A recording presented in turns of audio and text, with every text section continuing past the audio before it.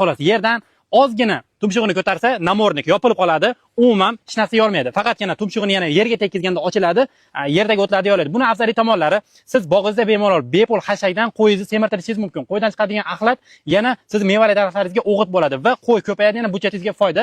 Har xil dorilar tepib yurmaysiz, bu yerdagi o'tlarni yo'qotish uchun. Turgan bitgani sizlarga foyda bo'lar ekan. O'zimiz O'zbekistonga kirib kelgan bu narsani bemalol arzon narxda xarid qilishingiz mumkin. Bu yerda ko'rib turgan bo'lsanglar, uzum bog' uchun xarid qilingan. Ko'rayotgan bo'lsanglar, qo'yni tumshug'iga taqib qo'yilgandan keyin qo'yga zarar yetkazmaydi. Buni bu yerdagi lentalari, tasmalari qo'yga zarar yetkazmaydigan qilib yumshoq qilib ishlangan va qo'yni tumshug'idan chiqib ketmaydi.